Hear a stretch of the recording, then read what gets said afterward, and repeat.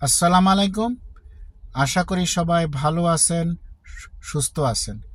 আজকে আমরা Bangladesh real estate সম্পর্কে অর্থাৎ বাংলাদেশে জমি ক্রয় বিক্রয় সংক্রান্ত ব্যাপারে অল্প কিছু জানব। তবে আমার এই ভিডিও দেখে কার্যক্রম শুরু করার আগে অতি অবশ্যই এ ব্যাপারে এক্সপার্ট কোনো রেজিস্টার্ড লয়ার অর্থাৎ অ্যাডভোকেটের শরণাপন্ন হওয়া একান্ত প্রয়োজন।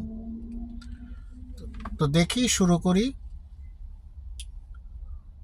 নতুন দলিল লিখতে ক্রেতা বা গ্রহীতার যে বিষয়ে সচেতন থাকা জরুরি। সম্পত্তির দলিল লেখার জন্য দলিল লেখকের কাছে দায়িত্ব দিয়েই ক্রেতার দায়িত্ব শেষ হয়ে যায় না, কেননা পরবর্তীতে দলিলে ভুল পরিলক্ষিত হলে দলিল লেখক নয়, এর মাসুল গুনতে হবে ক্রেতাকেই।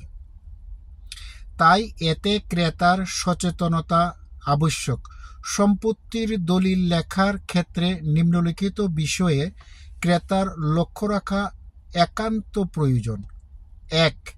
দলিল সম্পাদনকারী তথা জমিদাতা অর্থাৎ বিক্রেতা আইনের দৃষ্টিতে সাবালক ও সুস্থ মস্তিষ্ক সম্পন্ন কিনা, আদালত কর্তৃক দেউলিয়া ঘোষিত কিনা তা যাচাই করে নিতে হবে। ২. দলিলের ধরন যেমন ক.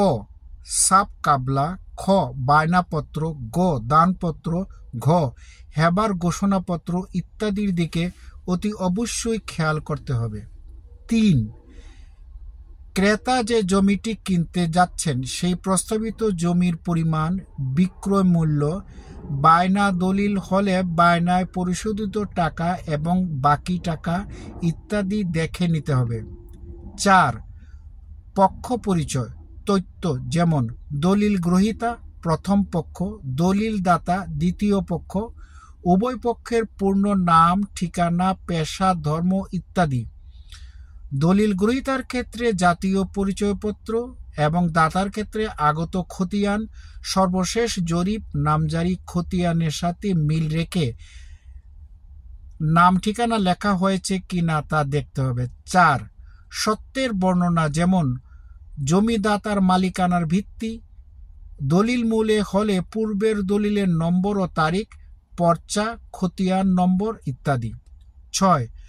জমির বিক্রেতা যদি জমিটি উত্তরাধিকার সূত্রে পেয়ে থাকে তাহলে মূল মালিকের সাথে বিক্রেতার সূত্র সম্পর্ক সঠিক আছে কিনা তা জেনে নিতে হবে।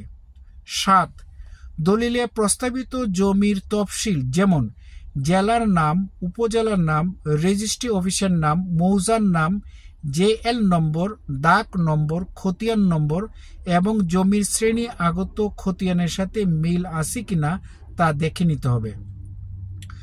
জমির তফসিল লেখার সময় প্রত্যেক দাগে মোট জমির পরিমাণ কত এবং অত্র বিক্রয় দলিলে উক্ত দাগের মধ্যে কত একর বা শতাংশ জমি বিক্রয় করা হচ্ছে তা প্রতি ক্ষেত্রে লিখে নিতে হবে।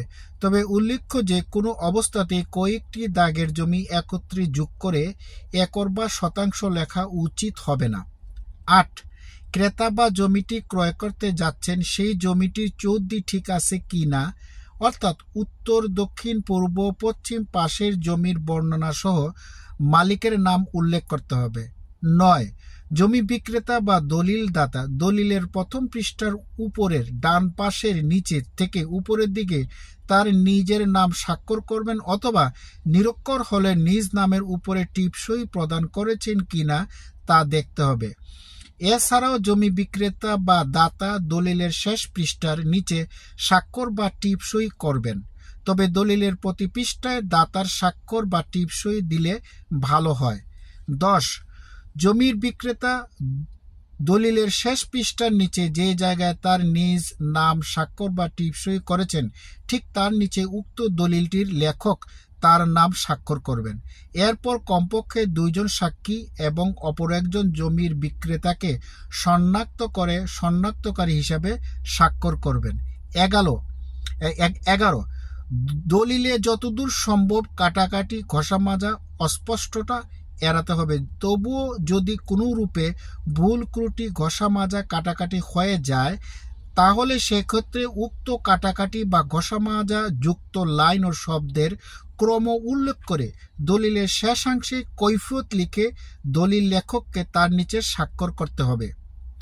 এছাড়াও জমির ক্রেতাকে সবচেয়ে বেশি যে বিষয়টি খেয়াল রাখতে হবে, বিভিন্ন জরিপের দাগ নম্বর ও খতিয়ান নম্বর যাতে দলিল লেখকের মাধ্যমে সঠিকভাবে লিখানো হয়। এজন্য জমির ক্রেতাকে জমি ক্রয় করার পূর্বেই তহসিল অফিস হতে জমির সঠিক দাগ নম্বর ও খতিয়ান নম্বর জেনে নিতে হবে।